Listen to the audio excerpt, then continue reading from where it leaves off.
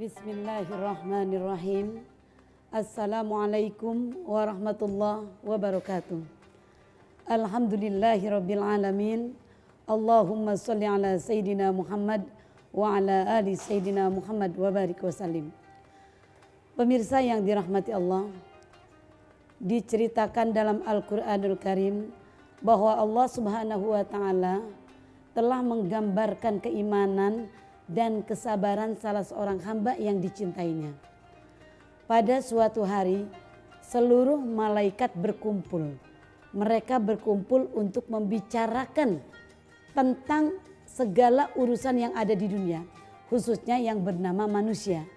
Terkait dengan apa dibicarakannya itu? Yaitu mengenai ketaatan dan kemaksiatannya, keburukan dan kebaikannya. Akhirnya semua para malaikat itu sepakat. Dengan suara bulat mereka memutuskan bahwa Nabi Ayyublah saat itu manusia yang paling baik di muka bumi. Paling banyak ibadahnya dan ketaatannya kepada Allah Subhanahu wa taala. Dan beliau pula yang mempunyai keimanan paling tinggi dari antara semuanya. Dengan harta kekayaan yang banyak, dengan keturunan yang luar biasa pula, karena keturunan Nabi Ayyub alaihissalam begitu banyak, tidak pernah sedikit pun terlambat dalam beribadah dan tidak pula terlambat dalam sujud kepada Allah Subhanahu wa taala. Dari ceritanya para malaikat itu, musyawarahnya para malaikat itu, tiba-tiba iblis, memang kerjaan iblis dari sejak Nabi Adam sampai akhir zaman kerjaannya adalah mengintip dan menggoda. Maka ia mendengar apa yang diperbincangkan oleh para malaikat itu. Mendengar putusan malaikat bahwa dari sekian banyak makhluk yang terutama dibicarakan adalah Nabi Ayyub, maka iblis pun memohon kepada Allah Subhanahu wa taala. Iblis berkata kepada Tuhannya, "Ya Allah, hamba-Mu yang bernama Ayyub itu rajin beribadah bukan karena ingin memuji Engkau ya Allah. Bukan pula ingin bersyukur kepada Engkau.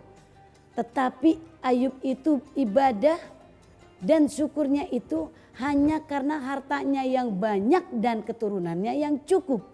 Karenanya Ayyub itu menyembah harta bukan menyembah Engkau ya Allah." Pemirsa yang dirahmati Allah, namanya juga iblis, berbagai hasutan dan kedengkian dia sampaikannya kepada Allah Subhanahu wa taala tanpa rasa jenuh dan tanpa henti-hentinya. Dan pada akhirnya iblis minta izin kepada Allah untuk mengganggu dan menggoda Nabi Ayyub alaihissalam guna melemahkan keimanannya. Karena Allah pun ingin membuktikan juga kepada iblis tentang keimanan Nabi Ayyub. Dan selain itu Allah pun ingin menguji pula keimanan Nabi Ayyub untuk memberikan teladan kepada seluruh hambanya di muka bumi, tentunya di masa yang akan datang. Maka Allah mengizinkan iblis untuk menggoda dan mengganggu Nabi Ayyub dari berbagai macam sisi. Pemirsa yang dirahmati Allah, pertama yang dirusak dan dilenyapkan oleh iblis adalah harta kekayaannya yang banyak itu. Setelah harta, iblis menggoda juga keturunan Nabi Ayyub alaihissalam. Iblis pun datang kepada Nabi Ayyub alaihissalam seolah sebagai seorang penasehat. Penasehat yang arif, penasehat yang bijaksana, dan sebagai dewa penolong bagi Nabi Ayyub alaihissalam.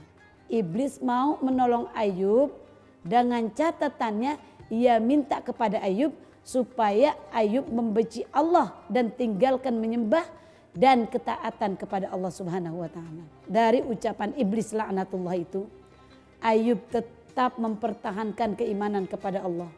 Kisah Nabi Ayyub ini Allah sebutkan dalam Al-Qur'an, a'udzubillahi minasyaitonirrajim. Wadhkur 'abdana Ayyub idh nada rabbahu anni massaniya syaitan binusbin wa 'adzab.